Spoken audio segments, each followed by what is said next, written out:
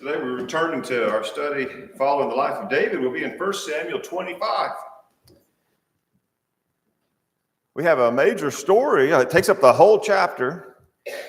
It's about David, but David's not the hero. That's kind of unusual when you're looking at, once you get into the story of David, he's usually the spotlight's on him. But in this case, the hero is not only not David, but it's a woman named Abigail. I'm sure we're familiar with the basic story.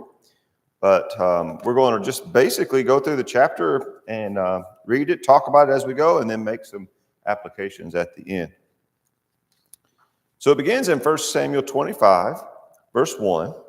Now Samuel died, and all Israel assembled and mourned for him, and they buried him in his house in Ramah. Then David arose and went down to the wilderness of Paran. Now this wilderness of Paran is to the south. It's where the people of Israel wandered. It's part of the place where they wandered when they were led by Moses. So if you can imagine, go south through Judah and keep going south past the Dead Sea, it's in that kind of region. So for a little while, David hangs out with his men in this wilderness, and that he's going to be down there for just a little while. That's kind of the edge of the setting of the story today. It says there was a man in Maon whose business was in Carmel. The man was very rich, and he had 3,000 sheep and 1,000 goats, and he was shearing his sheep in Carmel. So I was curious about 3,000 sheep. I looked for an image. This image came up, apparently around 3,000 sheep, to give you an idea. That's a lot of sheep. I found another picture, more recent, that said over 3,000 sheep, but that's in, I believe, New Zealand, as you might expect. But they're moving them across a bridge. That's a whole bunch of sheep, too. These dogs got their work cut out for them, I think. But anyway, I just thought that was neat to try to imagine. You think 3,000 sheep is a bunch of sheep. You know who had more sheep than that? Job had 7,000 sheep. So it gives you a sense of, I never really appreciated, you're reading through the beginning of Job, and so he had 500 camels and all this, but anyway, and 7,000 sheep. And it's like, wow. You just kind of skip right past that. But Job was very, very wealthy. This man was wealthy. Job was even over twice as many sheep as Nabal had. But anyway, back to our story here. Verse 3. The name of the man was Nabal. The name of his wife was Abigail. The woman was discerning and beautiful. The man was harsh and badly behaved, and he was a Calebite. Now, his name is going to come up a few times in the story because it means basically foolish or empty-headed kind of thing. I don't know why anybody's mom would name him that, if that's what the word means. But it's one of those things where he kind of lived up to his name. And so that his name will be kind of significant. But in contrast, you have Abigail, who is discerning, which is basically the opposite of being Nabal. So these two are opposites. And you have to wonder if Abigail had any choice in marrying Nabal.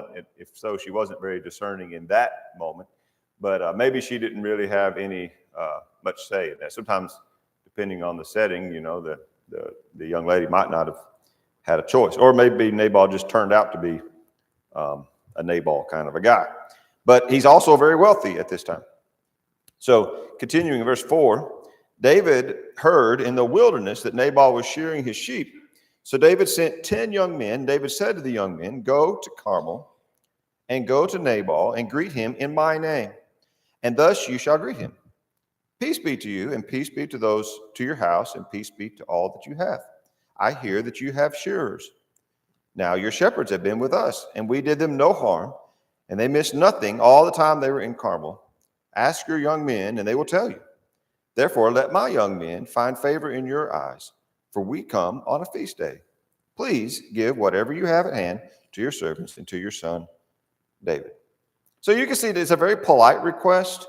He addresses him respectfully, and David basically signs it, your son, David. I mean, he's definitely humbling himself. He's not, and he's esteeming Nabal, and he's asking, that he would share in this feast day, that he would share with David and his men. It seems clear that from what he's saying, that this large herd of sheep, as they had, led them around grazing, had been in the same area where David and his men were. So they had been down into the southern area, the wilderness where David was, that his men were. They had all been around each other. And of course, David himself, being a shepherd and having grown up in that, probably appreciated the situation they were in. And they had basically done them no harm and nothing bad had happened. But even as you read that, does it sound like a little bit like a shakedown to anybody else? It's like borderline extortion. If you just read what they say, it almost sounds like one of those things where the mobster comes in and says to the shop owner, hey, nothing bad's happening to you and nothing bad's going to happen. And you just need to pay me a little money and we'll keep it that way. Because he basically says, hey, look, your sheep were in the same area as my men and nothing bad happened to them. Now give us some of your feast, and I think that's an interesting thing. But we'll see as the story goes, it becomes a little more clear that David's request was, in fact, I think, reasonable. I think we can say it was reasonable. As more details come to light as we keep reading. But when you first read that, it's kind of like, it's awfully polite, but there's almost a veiled threat. I mean, nothing bad happened to them while they were around me and my men. So maybe you want to share some of that feast you got going on. It's, I don't know. I can almost understand why Nabal takes offense to this, but his reaction, of course, is very rash and foolish. So verse 9, when David's men came and said all this to Nabal in the name of David, and then they waited, and Nabal answered David's servants, who is David? Who is the son of Jesse?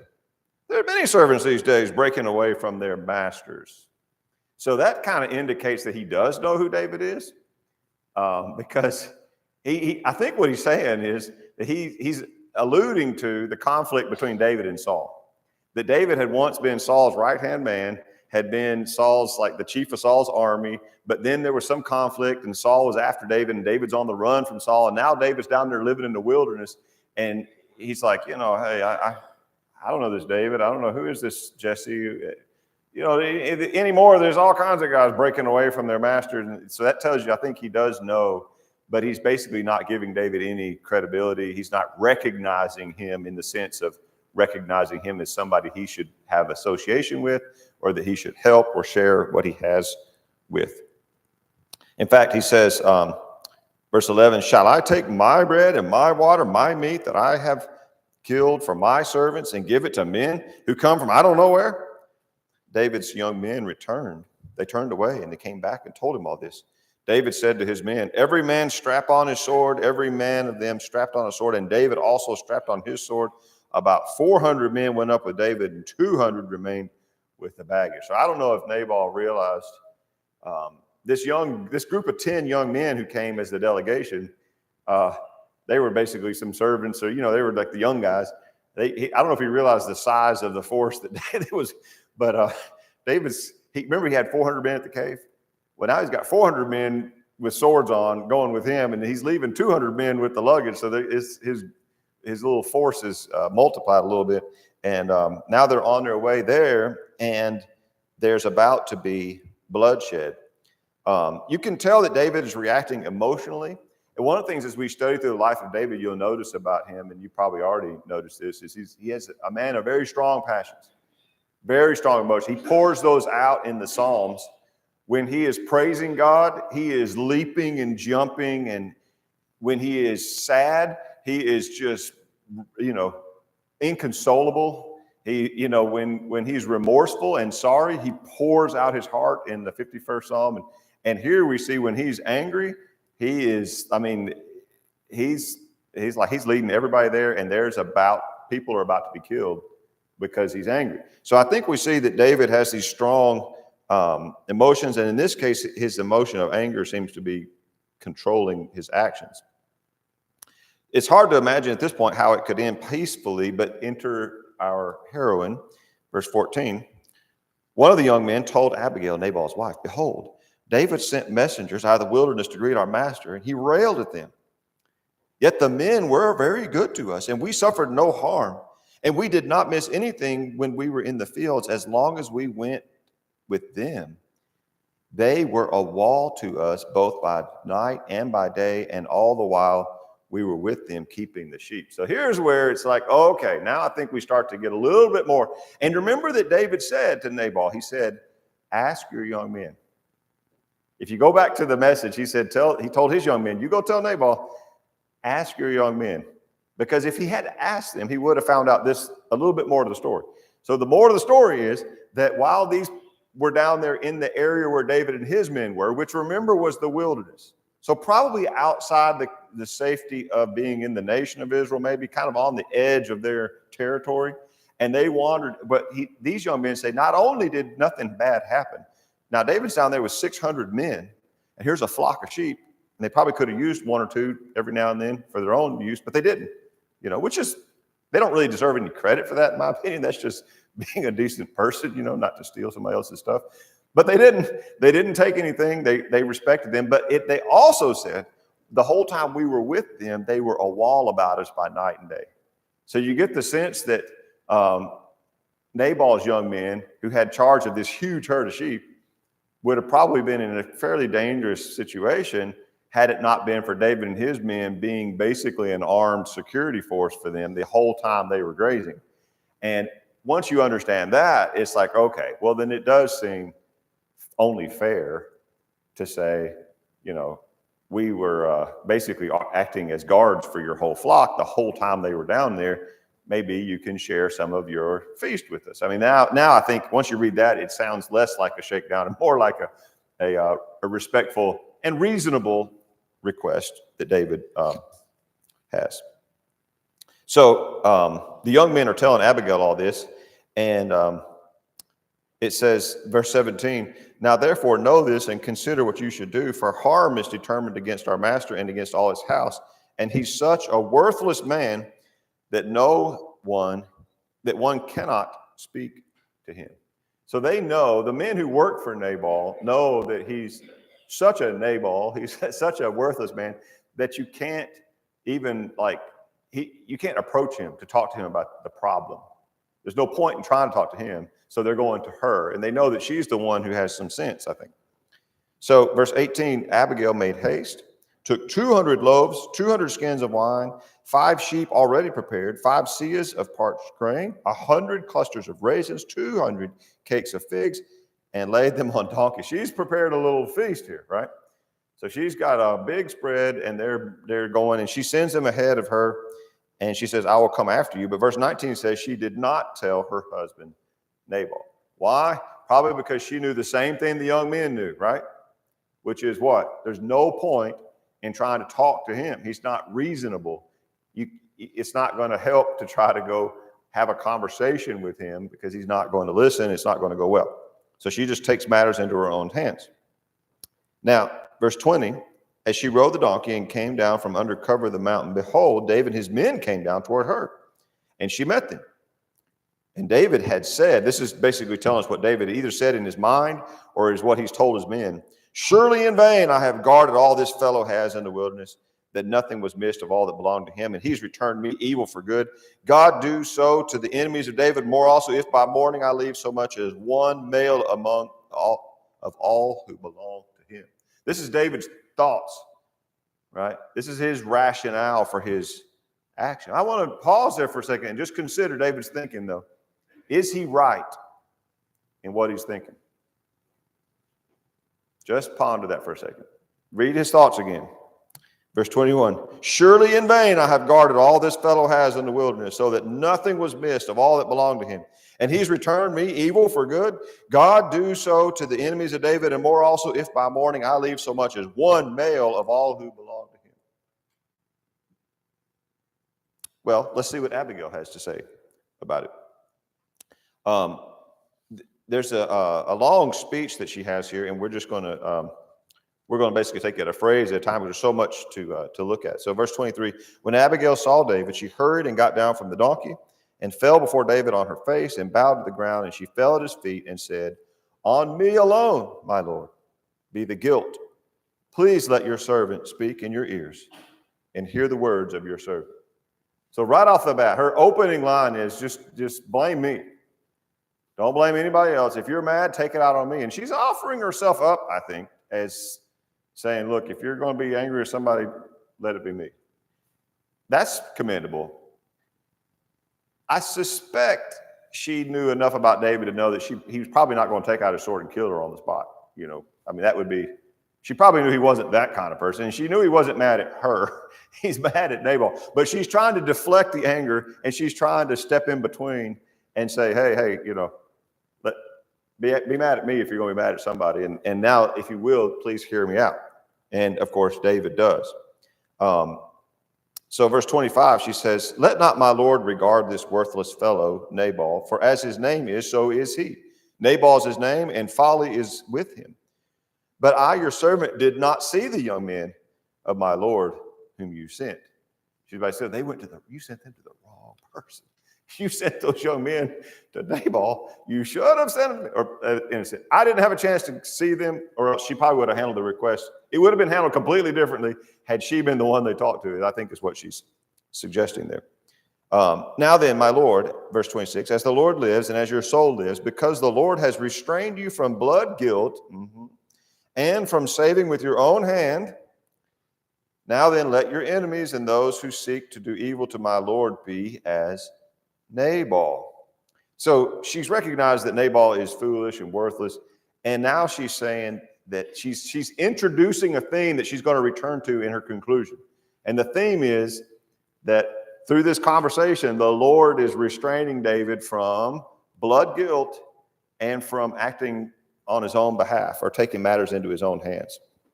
So she says in verse 27, now let this present that your servant has brought to my Lord be given to the young men, all this, feast that she brought, who follow the Lord.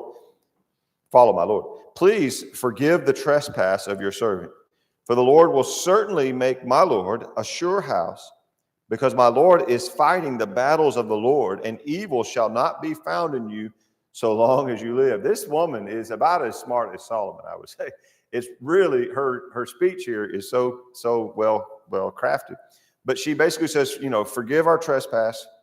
And she acknowledges that God is working through David and that David is going to be established. I think the story about this must have traveled all over. I mean, everybody must have, even remember when he went over to the Philistines and they said, hey, this is David. They sing songs about him. He's going to be the king.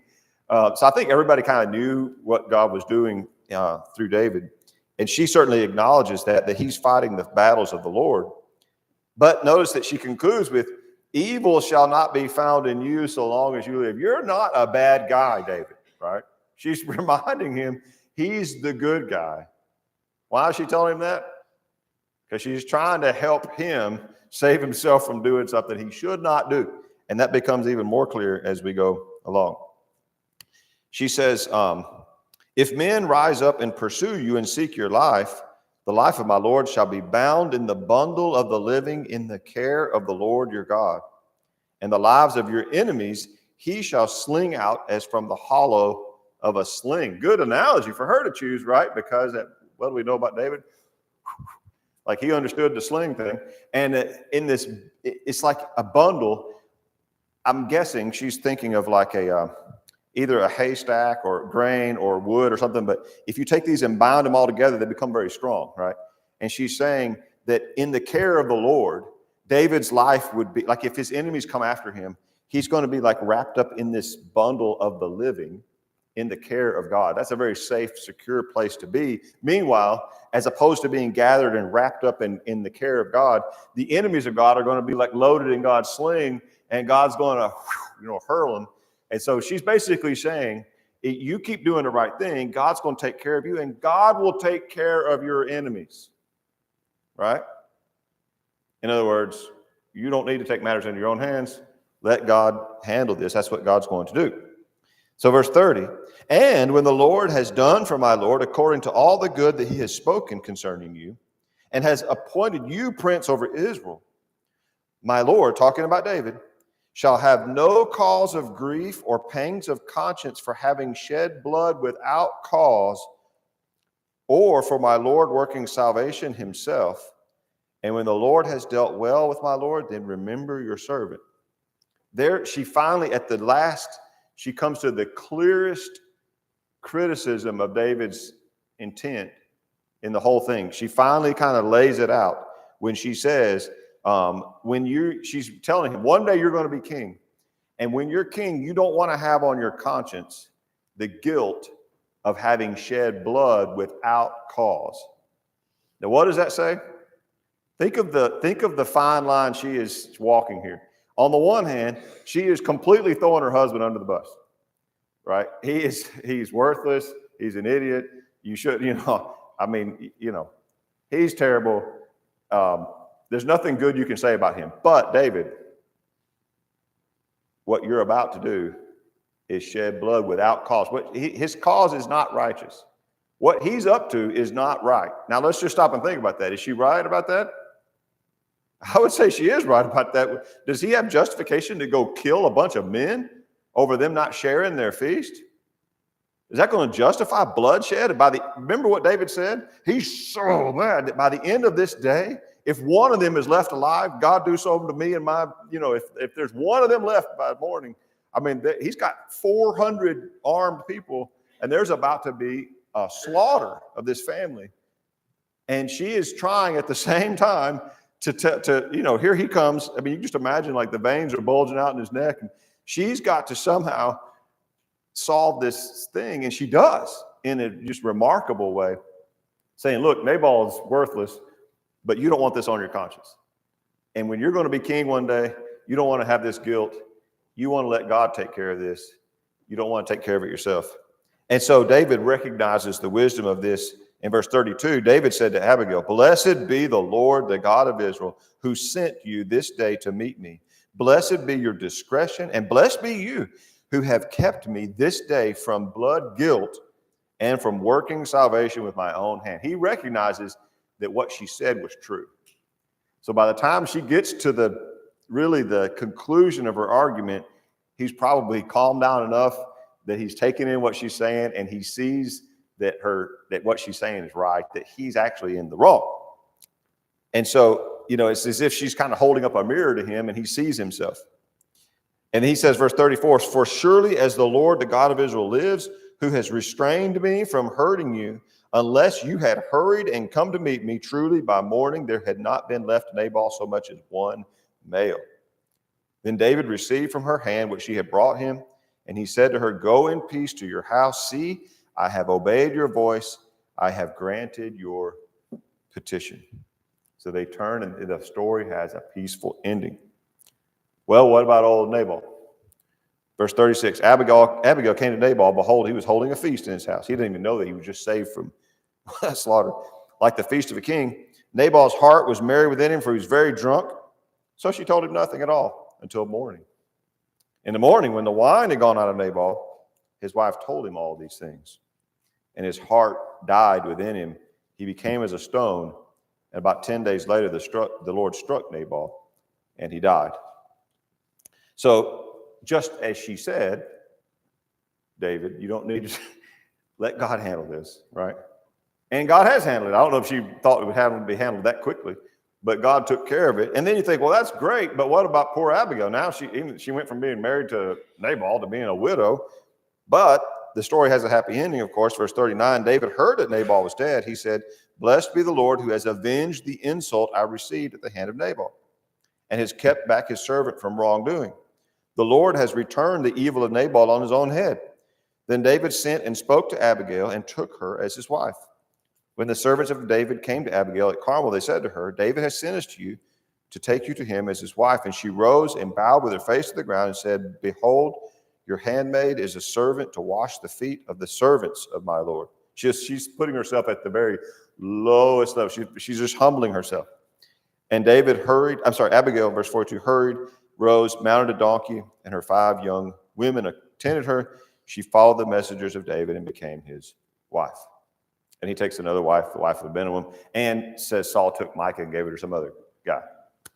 So, Michael, that's the end of the chapter. Let's consider some lessons from this very interesting story. Some just simple wisdom. In fact, this is just loaded with lots of wisdom. When we think about Nabal,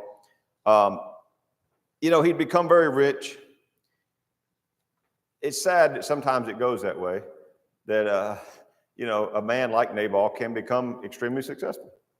And there's Proverbs and Psalms where people are just like, what in the world? Why? Job wrestles with this.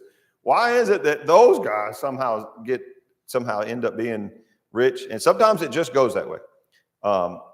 But his foolishness almost invites tragedy to him and his family. And it just reminds me of some proverbs like, the wise lay up knowledge, but the mouth of a fool brings ruin near. That's exactly what Nabal had done that day. He just about ended up with his entire family and himself wiped out, all by just speaking rashly. I don't know who is David, without taking the moment to inquire of his servants, as David suggested, how are things going out there in the wilderness? He would have found out some things if he had, but he didn't. He acted rashly. And, as this young man said, you can't say anything to him. Proverbs 12:15 says, the way of a fool is right in his own eyes, but a wise man listens to advice. There's no sense in talking to Nabal. He's not going to listen. You can't approach him. Abigail knew it. The young man knew it. But I guarantee you, if you had gone and tried to talk to him, he would have insisted that he was within his right. You know the type, right? You can't say squat. You can't say anything to him, because no matter what, they're right, and they're going to be right. And it's pointless to even try to have a conversation. That's a sad way to be, and hopefully it doesn't describe any of us, because you're just inviting bad things to happen to you if you can't listen when people try to talk to you. The next thing, though, I think is insult does not justify injury. Even David mentioned when he was glad, it says in verse 39 that when David heard Nabal was dead, he said, blessed be the Lord who has avenged the insult I received at the hand of. That's really all it was, wasn't it? The whole thing was, what evil had Nabal done? Was Nabal even under any obligation to give his food to David and his men? I don't see how he was, really. I mean, unless he had somehow arranged with David to watch his men, and then, there's no indication that Nabal had asked them to protect them. And, for all we know, Nabal had no idea they'd been guarding the sheep. And so they come asking, hey, nothing bad happened to your sheep while they were with us. Let's put it in modern terms. Imagine this yourselves, like you guys who have cattle. What if a neighbor you don't even know comes up one day while you're having a cookout and says, hey, I've been watching those cattle, and nothing bad's happened to any of them. So maybe you want to give us some burgers while you're cooking over there? I don't know how you'd feel about it. I bet most people would be like, what are you talking about? I'm not sharing any burgers with you. Why should I share my burger? I mean, maybe you would. Hopefully you wouldn't be like Nabal, but your initial thought might be like, what is this? What do you mean nothing bad happened to my cows while you've been around? It better not anything bad happen to my cows because you've seen them. The whole thing is kind of weird at the beginning until you understand that they had been basically an armed security force. As I said, but on the initial pitch here, Nabal, I think, was probably within his right to say no. I mean, he should say yes. But has he harmed David in some way or done some evil? Certainly he hasn't done anything worthy of death. And even if he did, it certainly didn't apply to every man who belongs. I mean, all those poor shepherds, everybody was about to die. David says with his own mouth, he was about to kill the whole clan. There's no way that's right. But it was all based on an insult. And the same thing is true for us, I think. Maybe it's relatable as you think about it. You try to be nice, you do something good, you haven't done anybody any harm. In fact, maybe you've gone out of your way to be helpful or neighborly or kind, and you let somebody in front of you, or you do something kind of like trying to be polite, and then the person like insults you. That's what you get for being nice. Doesn't it bring up like an immediate rage? I think I can relate to that feeling of like you try to do something nice and then you get an insult in return, and now you're like, oh, and then, now it makes you turn from wanting to be nice to wanting to do harm. But that's not right. It wasn't right of David. And of course, we're not going to all go on a killing spree, but it wouldn't be right for us to return evil for evil just because somebody insults us. And if David, a man after God's own heart, was tempted by that, I think it's a temptation that we might face as well, that some Nabal that we run into in the world, some senseless, foolish person, hot-tempered and runs off at the mouth, is going to fire back with some insult, and we can't give into the temptation to return evil for evil. So when we see the example of Jesus that Peter points us to, he tells us, what credit is it when you sin and are beaten, you endure, but if you do good and suffer for it, you endure. This is a gracious thing in the sight of God. For to this you've been called, because Christ also suffered for you, leaving you an example that you might follow in his steps. He committed no sin, neither was deceit found in his mouth. When he was reviled, he did not revile in return. When he suffered, he did not threaten, but continued entrusting himself to him who judges justly. In other words, as Paul says, vengeance is mine, saith the Lord. So Abigail tells David, David, you don't need to handle this problem. Yes, Nabal is a Nabal, but let God take care of that. And that's the message for us as well. That's a lot of wisdom speaking. When somebody is being hateful or rude or unnecessarily insulting, like catch you off guard by just being ugly for no reason at all because they're just a jerk, let God handle that. Don't let it cause you or me to react in an evil way.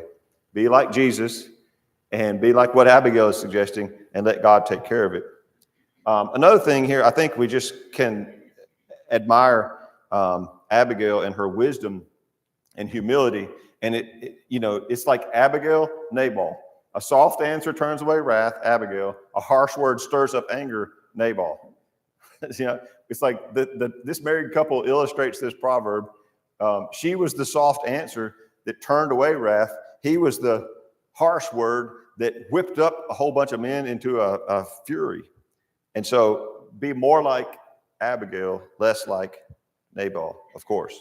And then finally, you remember that they said there's no point even talking to Nabal. You can't speak to the man. That's his character. But David stands out in sharp contrast. David and Nabal both got angry that day. Nabal got angry just because he's foolish and said some harsh things, and there's no point in even talking to him.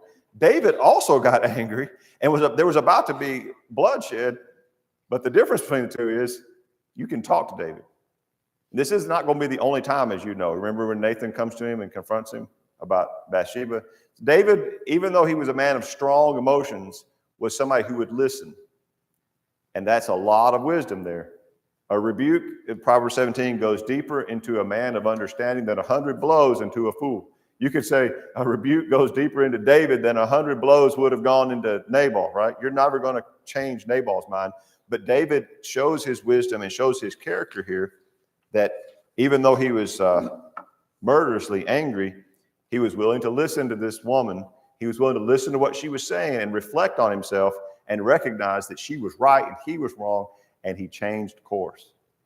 And, even when we let our emotions get the better of us, if we can somehow keep a cool enough head that we can listen to the words of wisdom and pray that the people around us will be like Abigail and be able to talk some sense into us, we can avoid really making one bad mistake after another till it leads to a horrible outcome.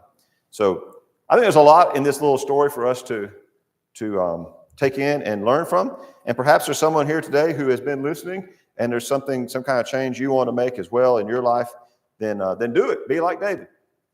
And if there's any way that we can be of assistance, let us know while we stand and sing. Sweetly rings over